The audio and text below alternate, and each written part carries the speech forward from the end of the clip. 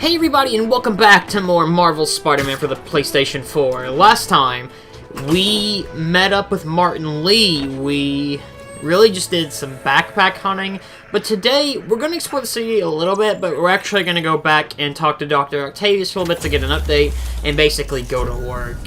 It's one of those episodes where you wake up in the morning and you're like, man, I really don't want to go to work today. Had one of those days today, and about every day, actually. But yeah, major pain in the butt sometimes, waking up and going to work. I know it's not why you're watching this part, but I'm actually trying to kill time, because I think we have a podcast coming up here in a few, maybe about a minute, so yeah. I do want to apologize to people who probably think I'm using too much of the Scarlet Spider, because I have used him for about, like, 4 parts now. We will be switching the costume in the next part. It's admittedly one thing after going back to the footage, I'm like, man, I use Scarlet Spider a lot in this LP. Which some people may not like it. Some people might, though. As I warned, Nostradamus-like, after Spider-Man recklessly took down Wilson Fisk without preparing for the consequences, our streets are now filled with aspiring gangsters, each trying to out-psycho the other. My next guest is lucky to have survived an armed robbery. Sir, we're glad you're okay. Sir, we're glad you're okay. Dies. Sir, we're glad you're okay. Just explodes. Sir, are you okay? No, the Scorpion's here. I don't know, that was a pretty lame joke. This is basically my second take, or we'll say my redemption run on these types of safety missions. Basically, as I probably showed in the last episode, last time, we can rescue citizens. So right now, actually this one's a little bit different, because this, like, it can actually, like, explode and kill the civilian. And we don't want that, because we want the civilians to survive. And, you know, because we're Spider-Man, we're a hero, we gotta save good people. So, okay, this one is different. We're actually going to have our search meter. Basically, you search things with this. So we're actually going to just try to find who caused that wreck. Because, you know, wrecks aren't good, and they're scary. I've had a wreck, actually, in the past year, my first ever wreck, and I was very scared, and dude, that car is on the move, holy cow.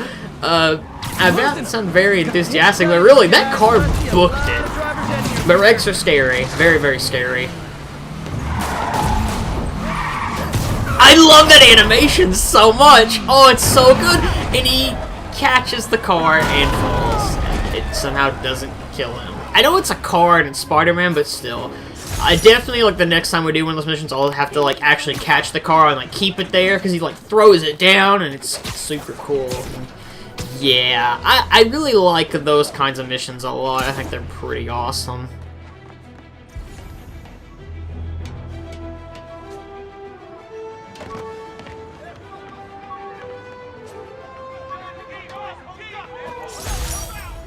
Oh yeah, I forgot about this one. One of these days I'll work out a fabric that warps sound and light waves. A stealth suit would really come in handy. It's fitting, because in this game he has quite a few stealth suits. And he has the Noir suit, as we saw in episode 6, I think. Which is pretty cool. One thing, I know I've talked about this before in this LP, and while I do love this game, and I'm sitting here just kind of listening to, like, this song playing currently while we're swinging across the city, it makes me remember just kind of how boring I find the soundtrack in this game. Like, this song is okay. It's not bad by any means. It's more so the fact that I find the music in this game kind of just generic, and it's kind of got the, like, the Marvel Cinematic Universe problem where those movies are good, but honestly, besides, and I'm not talking, like, the songs, like, they'll get, like, Guardians of the Galaxy, they'll get, like, popular songs, you get, like, some Jackson 5 songs, and some other, like, really good, like, 80s and 70s hits. I'm talking, like, their actual, like, orchestral, like, their music, like, they have in the movies. Like, besides the Avengers theme, and the remix, like, orchestra version of the Spider-Man theme, I can't tell you many songs from the Marvel movies, because I find them really generic and kind of boring, personally. It's not like a Lord of the Rings or, like, Star Wars thing, where, like, I can remember Star Wars songs pretty well, and even some Lord of the Rings stuff. MCU-wise, I can't remember any of the music. I find a lot of it, like, just generic superhero-ish music, and it kind of gets old kind of fast, in my opinion. This, however, is a song that doesn't get old because this is a speed-up montage, and we're playing Captain America's theme from Marvel vs. Capcom 3. I'm gonna be honest, I'm running out of songs to play from Spider-Man games, and I don't want to just use all of, like, the PS1 games, like, soundtrack, because, like, in terms of, like, Spider-Man OSTs, minus, like, the pizza theme from Spider-Man 2, I can't remember many, like, Spider-Man songs from games, and I don't want to just use... I don't want to use, like, every Marvel vs. Capcom's theme, because it's pretty much the same song, just remixed more and go on. Spider-Man's theme in those games is good, but I'm just going to say this now. My heart belongs to the Captain America theme from MVC3, so just have a quick listen.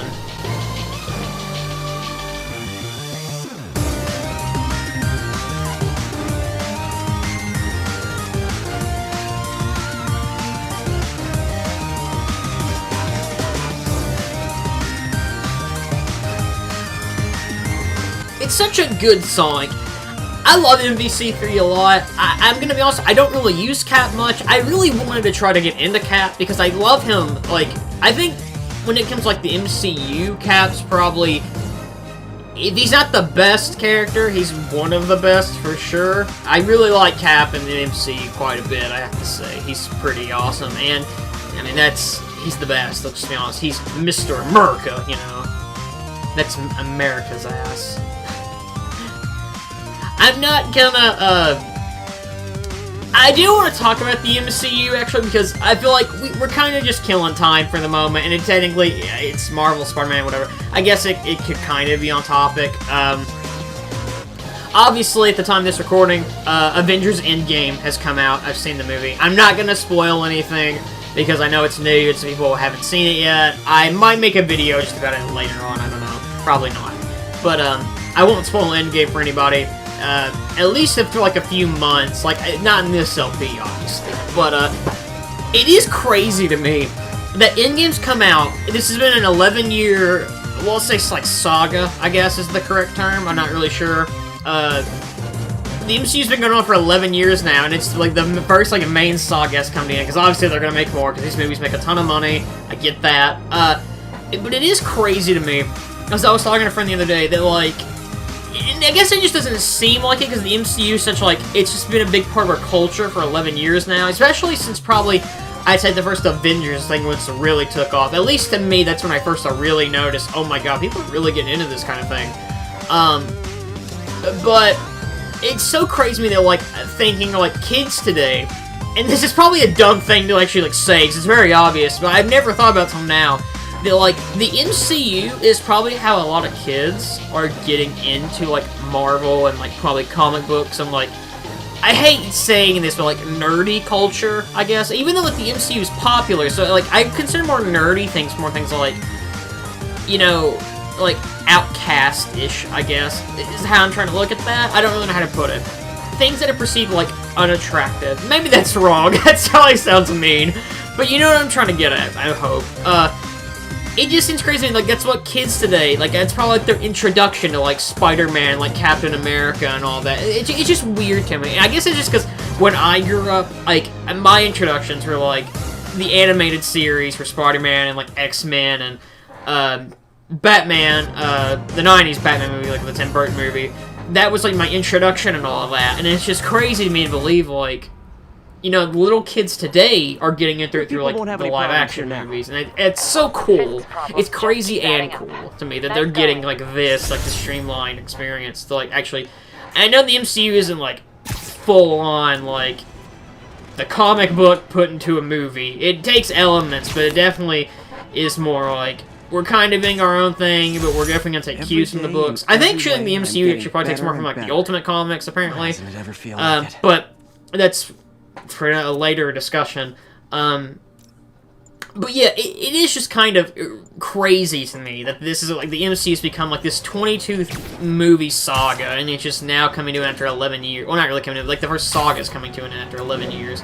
It is just, it's crazy to me. I don't know. I love the MCU. Like, I definitely think interest for it, for me, has died down a lot. And that's not even saying because Endgame's here now, but, like...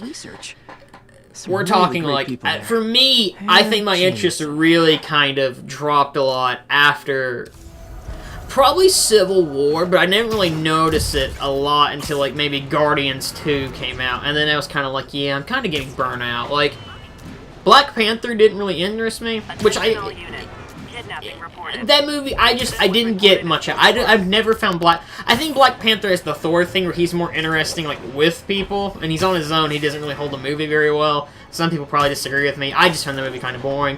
And Captain Marvel didn't do a whole lot for me, so I've kind of brought up, I think, before, but yeah, I don't know. I do love the MCU a lot. I don't think we'll ever get, like, something this, like, gigantic again. Like, I just don't see that, like, for, like, film and stuff. Like, we have, and I'm going off topic, I know, because admittedly, there's not a lot going on right now. We're kind of just going around the city, but like, every generation, I feel like we have this big, like, movie series that comes out. We've had, you know, like, Star Wars, and Lord of the Rings, and the Dark Knight trilogy, and, you know, the MCU now, that, like, really become a big part of our culture. MCU, I think, maybe, I'd say, I might get some people who disagree with me on this. If you do, that's fine. But, like, I'd say the MCU is kind of like the Star Wars of this generation, possibly.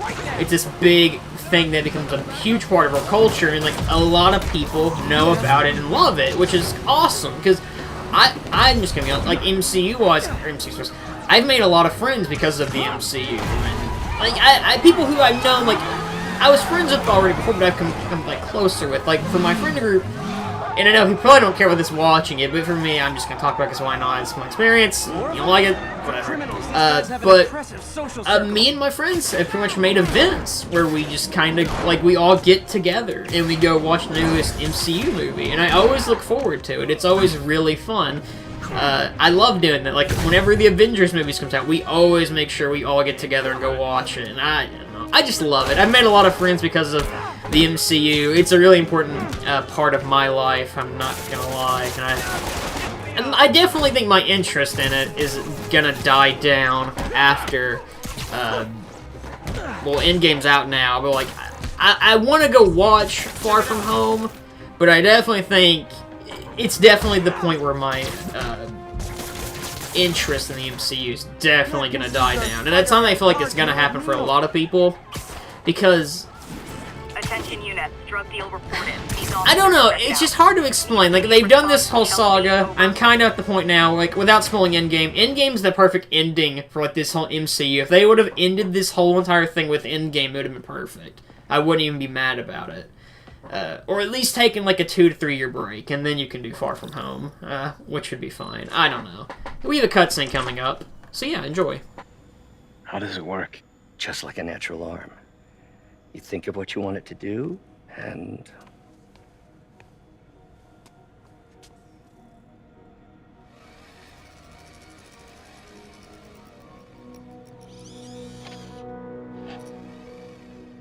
Yes.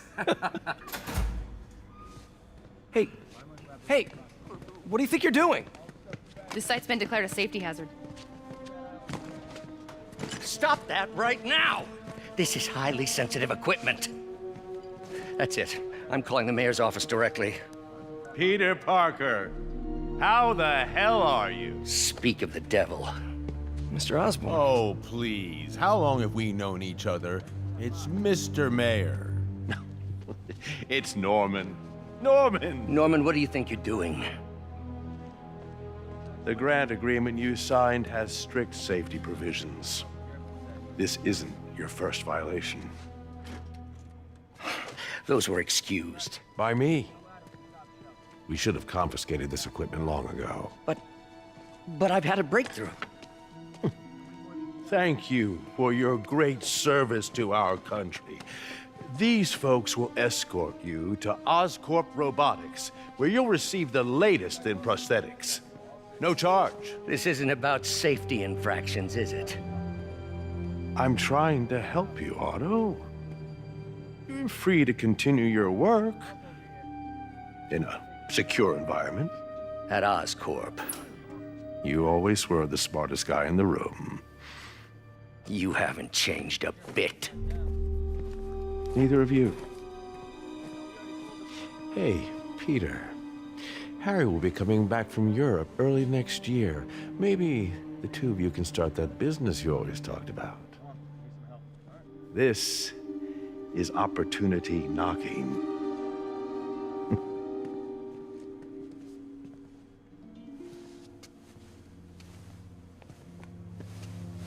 Easy. They didn't take everything. Maybe we could start over. Peter, there's no we. Without the grant from the city, I can no longer pay you. I need some time to think. If I were you, I'd look for a new job.